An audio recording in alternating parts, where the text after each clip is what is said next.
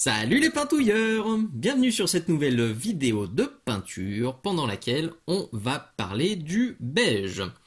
Vous le voyez, le beige, j'avais testé une recette sur mon Primaris, mon Solar Primaris, donc qui est ici. J'ai mis quelques zones en beige qu'on voit à droite à gauche. Et j'avais déjà eu quelques questions à l'époque sur la recette que j'avais utilisée. Donc évidemment j'avais répondu mais j'avais pas encore fait de vidéo et j'ai remis le couvert hop, tac, dernièrement sur celui-ci. Pour le coup, vous le voyez, je suis parti tout beige. Et là, pour le coup, j'ai eu vachement plus de questions, donc je me suis dit que ça pourrait être intéressant de vous proposer un tuto sur la réalisation d'un beige comme celui-ci. Vous le verrez, la recette, elle est assez proche de ce que je vous avais déjà proposé sur les ossements, à quelques petites subtilités près. Euh, mais ça illustre parfaitement qu'avec des teintes qui sont proches, voire des teintes qui sont identiques, pour une même recette, en appliquant les teintes différemment et en forçant les ombres ou les éclaircissements différemment, on peut obtenir un résultat totalement différent. Donc c'est assez intéressant. Donc je vais vous montrer comment procéder sur un petit backpack, vous le voyez, qui est ici, qui n'est pas encore peint. Donc c'est ce qu'on va faire ensemble aujourd'hui. C'est parti! Je vais commencer par vous montrer les premières étapes sur ce backpack totalement vierge, tout simplement parce que celui-ci a déjà reçu les ombrages. Donc aujourd'hui c'est double cobaye. Au passage, un grand merci à Nicolas qui m'a envoyé ce backpack avec d'autres pièces de Space Marine et pas mal d'autres pièces de Pitou, plus des Pitou qui lui servaient pas. Donc un grand merci Nicolas, ça va être très utile pour ce tuto et pour d'autres tutos à venir. Et si vous aussi vous avez des pièces ou des Pitou qui traînent à la maison et qui ne vous servent plus et qui ne vous serviront plus, n'hésitez pas à m'envoyer un petit message en passant par le formulaire de contact de la boutique ou du blog Minisocle. Je serai ravi de vous en débarrasser pour qu'il puisse resservir pour des tutos. Alors, j'ai déjà basé, je vais refaire le focus. Hop là. J'ai sous-couché en blanc, comme toujours en Corax White de chez Citadel. Puis j'ai passé 2 couches de Screaming School bien diluées. Donc le Screaming sur du blanc, ça couvre très bien. Donc deux passages en suffit. On va maintenant ombrer avec du Soft Tone de chez Army Painter. Je vais pas y aller trop généreux. L'idée de cette première étape, ça va être de colorer un petit peu le beige, de l'ombrer et de jaunir un petit peu. Donc je vais pas trop charger, vous allez voir, et je vais même le diluer un petit peu avec de l'eau. Hop, une goutte d'eau, 2 gouttes d'eau, parce que je veux vraiment passer un filtre léger. Hop. Je vais mettre mon petit papier là, clac. Donc vous le voyez. Je vais bien le tirer dans les ombrages. Je vais avoir une couche régulière. Je vais assombrir l'intégralité de mon Screaming School et je vais accumuler dans les creux pour déjà gratter mes linings, pour déjà gratter les ombrages dans les petits mécanismes, les petits trous comme ça. Hop, je blinde et je retire. Là aussi, évidemment. Quoique. Ici aussi. Vous avez compris le principe. Là, j'en retire et j'absorbe le trop plein. Là, je retire. Hop. La même chose là-haut, où je vais venir accumuler plutôt dans les trous. Tac, je tapote pour que ça rentre bien. Je pense en mettre de partout. Vous voyez là, on a bien ombré déjà. C'était le but. Tac. Et là, il n'y a plus qu'à mettre un coup de sèche-cheveux. Et ça devrait être pas mal. Quand l'avis est sec, on va reprendre gentiment, tranquillement les ombrages avec du Zandri Dust de chez Citadel. Donc il va permettre de renforcer les ombres, parce qu'on a été plutôt gentillet sur cette première étape, et de rattraper les éventuelles boulettes. Vous le voyez, là on a une auréole qui est pas magnifique, là-haut aussi, bon, c'est encore pas trop flagrant sur celui-ci. Sur celui-là, vous voyez, on a une auréole qui est pas très belle là-bas. Une bien dégoûtante. Hop là. Juste ici. C'est pas grave du tout. Comme je cherche à faire de l'armure bien texturée, ces auréoles, il faut vraiment pas les craindre. Elles vont s'effacer. Et même si elles ne s'effacent pas, on peut même les utiliser pour faire de la texture. Donc, pas de panique s'il y a de l'auréole. On va rattraper tout ça. Donc je reviens sur Cobaye 2. Hop, je refais le point sur la caméra. Et voilà le Zandri Dust. Donc vous avez l'habitude. À gauche, je vais bien le diluer pour gérer mes lavis, mes glacis. Et à droite, je vais le laisser comme ça. Si jamais je veux faire un peu de texture. Donc comme d'habitude, je le mets en haut. Je rince mon pinceau et je pars d'un petit peu plus bas pour gérer mon dégradé. Et je souffle, et je souffle, et je souffle. Ça va être un tuto soufflette encore. Là aussi, je le mets en bas. Je le mets en bas. Je rince mon pinceau. Je le décharge et je pars d'un peu plus haut. Je vais faire ça, je pense, 2-3 fois. Je refais un passage en bas. Je reste dans le cadre. Premier passage, vous voyez, j'ai fait plutôt ce mouvement-là. Donc, pour éviter les coups de pinceau, deuxième passage, je vais faire perpendiculaire. Donc, je vais tirer dans l'autre sens. Donc, je l'applique là-haut. Je décharge mon pinceau. Et je viens poser. Hop là, là c'est un peu violent. Tac, je vais poser un peu plus bas. Voilà, je vais encore faire ça une fois sur le bas. Évidemment, je vous montre que sur cette zone-là, mais il faut le faire ici, ici. Il faut tirer par là-haut, par là-haut. Sur les boulettes, il faut tirer vers le bas. Il y a tous les ombrages à reprendre, mais évidemment, là, je coupe pour pas que vous endormiez. Je peux revenir sur celui-ci, puisque j'en étais arrivé à ce stade, donc avec la base en Screaming School, le premier lavis en soft tone, et les ombres prises en Zandri Dust. C'est exactement à ce stade que j'étais arrivé sur le backpack. Donc vous le voyez, j'y suis allé généreux sur le Zandri Dust. Le Zandri, il va permettre vraiment de colorer et de donner la teinte un petit peu ocre orangé que personnellement je trouve bien agréable sur les genouillères. On le voit bien là aussi, vous voyez, tout ça c'est du Zandri. Donc avec le Zandri, faut y aller, faut couvrir de bonnes surfaces.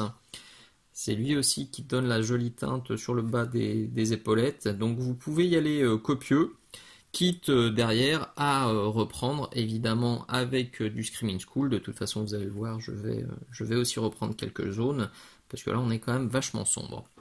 Avant de reprendre les couleurs claires, je vais reprendre mes linings et marquer encore plus mes ombres profondes avec soit du Strong Tone de chez Army Painter, soit du Ombre brûlée de chez Valero Prince Auguste.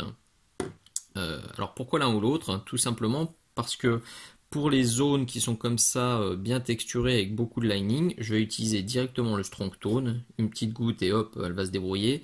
Mais le Strong Tone, vous savez, ça réagit pas super bien sur les surfaces lisses, ça a tendance à faire des auréoles. Donc sur les auréoles comme ça, sur le bas des jambes, typiquement, vous voyez, on le voit ici, hein, l'ombre brûlée, c'est cette zone qui est bien foncée. Là, je prendrai l'ombre brûlée directement et je ferai des glacis localisés euh, pour lequel enfin, j'aurais plus de contrôle avec l'ombre brûlée qu'avec le strong tone. Donc simplement sur le backpack, hop, j'y vais. Je vais récupérer ça, pardon. Le godet d'eau avait changé. Donc je vais même mettre un petit peu d'eau. Voilà. Et là, je vais y aller délicat. Hein. Je veux pas tout bousiller. Je veux juste reprendre des petits linings là où il faut. Des ombres profondes là où il faut. Donc vous le voyez. Hop. Là, je la mets ici. Là, j'en mets un peu autour. Là. Évidemment, dans les jointures comme ça. Pas les jointures, dans les interstices. Ici. Là. Là, le long. Hop. Là, je nettoie mon pinceau et je le tire parce que j'avais fait une belle boulette. Là-bas en dessous. C'est pas passionnant. En général, je me contente du premier lavis, mais comme ce premier lavis, on l'a fait en soft tone, donc c'était un premier lavis qui était pas, qui était vraiment pas foncé. Là, c'est important de reprendre les zones plus foncées avec un lavis ou avec une peinture normale plus sombre. Et typiquement, vous le voyez, là, c'est important d'en mettre. Hop, je vais tourner un peu. Oh, désolé, je sors du cadre. Ouais. Hop là. Donc ça, je vais le faire un peu de partout pour bien remarquer tous mes creux pour que ce soit bien net de partout. Après tous ces ombrages, il est évidemment temps de rééclaircir en utilisant tout d'abord le Screaming School. Donc qui va permettre de reprendre toutes les zones de lumière et toutes les zones qui ont un petit peu foiré. Par exemple, hein, ici vous voyez j'ai encore une auréole qui n'est pas très jolie, là j'ai une démarcation. J'avais laissé ça de côté puisque je savais très bien que je reviendrais dessus avec le Screaming. Donc et ben l'heure est venue. Il n'y a plus qu'à. Donc le Screaming il est là, très légèrement dilué. Et c'est parti. Donc je vais venir l'appliquer sur les zones de lumière et je tire, je rince mon pinceau et voilà. Le Screaming n'est pas super couvrant, donc cette phase là il va falloir la répéter plusieurs fois pour avoir quelque chose de bien propre. Ça va être aussi le temps de commencer à texturer, vous voyez, ajouter des petites rayures, des petites balafres, des petits trucs rigolos. Là j'ai un truc vraiment pas beau. Donc ça, je vais repasser dessus plusieurs fois. Donc, je pose mon Screaming. Il est là. Je rince mon pinceau, je le nettoie sur le sopalin. Et je repars plus haut pour me créer une zone de transition sympathique. Donc là, mes ombres seront ici, évidemment. Mes zones claires seront ici. C'est pas forcément très logique. Ces backpacks, ils sont pas toujours très faciles à travailler parce que logiquement, la lumière devrait être en haut, mais là, on a un gros élément qui est un peu déporté, donc qui vient faire de l'ombre ici. Donc c'est vrai que j'ai pris l'habitude de toujours les travailler comme ça, j'aime assez. Donc là, je vais faire quelques petits traits, vous voyez, je commence à balafrer un peu. Évidemment, hop, je tourne, je vais me reprendre toute l'arête qui est là.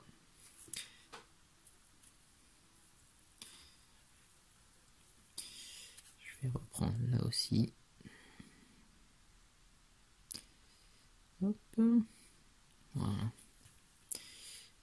J'en remets un peu. Je nettoie encore mon pinceau. Et je viens soigner mes transitions. Donc je vais faire ça ici. Évidemment, je vais venir tirer mon Screaming là-haut. Je vais le tirer sur le haut des petites boulettes. Et là, je vais aussi faire une lumière inversée ici. Donc rien de bien sorcier. Il suffit de retravailler gentiment toutes ces zones de lumière en tirant la peinture ou en la poussant, hein, selon comment vous êtes positionné, au bon endroit. On commence à être pas mal du tout. vous le voyez. Il manque plus qu'un dernier éclaircissement, et là je suis sûr qu'il n'y a aucun suspense. Vous m'avez vu venir depuis le début du tuto. On va terminer avec du bingo, du off-white, hein, donc du blanc cassé de chez Gamecolor. Alors à chaque fois je vous dis que le off-white c'est un ivoire, c'est l'équivalent de l'ivoire Valero ou Prince Auguste. Alors c'est pas vrai à 100%, j'ai eu l'occasion de comparer exactement l'ivoire et le blanc cassé la semaine dernière, pendant un cours, et l'ivoire est encore un tout petit peu plus clair que ça. Le blanc cassé est un peu plus cassé. Mais bon, si vous avez que de l'ivoire, ça fera parfaitement le job. J'ai quelqu'un aussi qui m'a montré le Brain Matter beige de chez Army Painter. La couleur est intéressante, par contre, niveau pouvoir couvrant, c'est chaud quoi. Donc pour faire du dégradé, why not? Par contre, pour faire les petits battle damage, il va falloir repasser plusieurs fois parce que c'est une couleur qui marquait très peu. Donc, vous le voyez, hop hop hop hop, le blanc cassé, je l'ai utilisé sur le haut du casque, hein, surtout ici, je l'ai utilisé ici, et sur le bas, je l'ai utilisé uniquement sur les arêtes pour rehausser, puis j'ai quand même un petit peu tiré sur le bas, donc c'est ce que je vais faire là derrière. Un peu de dilution. On ne change pas les bonnes recettes. Et c'est parti. Hop là. Alors je vais essayer de pas trop sortir du cadre. Mais là pour choper les arêtes, il faut tourner. Donc on y va gentiment au début, voir comment ça réagit. Voilà. Ça se passe pas mal. La copine d'en face.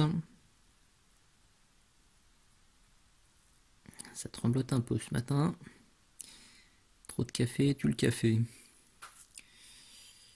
Voilà. Ici, je décharge un tout petit peu le pinceau pour passer, vous le voyez, un filtre, un petit glavis sur le bas. Je commence à éclaircir un peu le bas. Je vais pas trop forcer, hein, je veux pas que ce soit trop flash.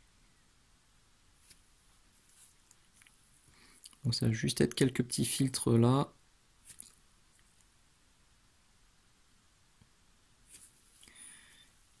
Hop. Et puis évidemment ce sera quelques petites balafres, quelques petits battle damage avec cette couleur. C'est le moment de se faire plaisir, c'est le moment de donner de la texture et de la vie. En deux mots, évidemment, on donne de la vie avec les lavis. Oh, mon dieu. Oh, non, je peux pas la couper, dommage. Excusez-moi pour cette vanne moisie. Normalement c'est le lavis, c'est la vie, mais là c'était encore pire.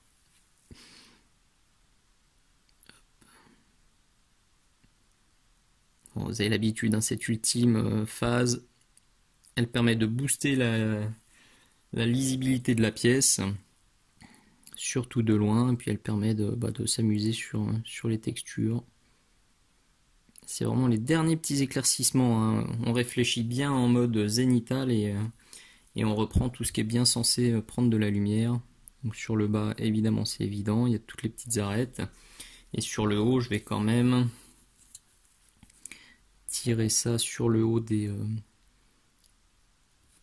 je vais appeler ça des boulettes, c'est des extracteurs ou quelque chose comme ça. Un jour, il faudra que je me penche sur l'utilité du backpack. Je pense que c'est un filtre, une sorte de gros filtre à air. Mais je suis un grand fan de Space Marine et c'est vrai que je sais même pas comment les armures fonctionnent. Faut que je cherche. Vous l'avez compris. Je vais éclaircir un petit peu de partout jusqu'à ce que le résultat me plaise bien. Et nous voilà au bout de ce nouveau tuto. Alors par contre, j'ai regardé vite fait les premières séquences et je me suis rendu compte que en vidéo, le résultat est un peu plus sombre qu'en réalité. Donc si vous voulez avoir une bonne idée du rendu final, je vous laisse regarder les photos que j'ai mis sur le blog, sur mon Facebook et puis la photo que j'avais mise en introduction. C'est beaucoup plus proche de la réalité. Mais bon, globalement, vous le voyez, on a un ivoire plutôt sympatoche. Comme je vous le disais, on a quelque chose qui est quand même assez différent de l'ossement. Le tuto sur les os que je vous avais fait. Là, sur le Marines, on a quelque chose de beaucoup plus ocre, beaucoup plus orangé, et c'est le Zandridust, hein, clairement, vous l'avez encore ici. C'est le Zandridust que j'ai vraiment appuyé dans les ombrages, avec aussi le soft tone, qui a donné le petit côté ocre, qui perso me plaît beaucoup, c'est vraiment ce que je voulais. Donc même si on a sur la recette de l'ossement et sur la recette du marsouin des teintes qui sont très proches, hein, et des teintes qui sont communes, vous le voyez, le résultat est très différent. Il suffit d'insister plus ou moins sur une étape et ça change totalement. Si vous le souhaitez, vous pouvez évidemment rajouter des nuances. Alors sur celui-ci, je ne l'ai pas encore fait parce que j'ai encore des doutes sur le socle. Je pense que je vais partir sur quelque chose de très oxydé, style vieille cité ruche. Et du coup, si je mets pas mal de orange et de rouge sur le sol, je rajouterai quelques nuances orange et rouge également sur l'armure. Donc c'est pour ça que à ce stade-là, je ne l'ai pas encore fait. Sur celui-ci, sur mon Solar Primaris, par contre, je m'étais fait plaisir avec les nuances. Malheureusement, je crois qu'on ne le voit pas trop en vidéo. Donc jetez un petit coup d'œil ici, donc autour de l'aigle, et puis sur le bas des épaulettes.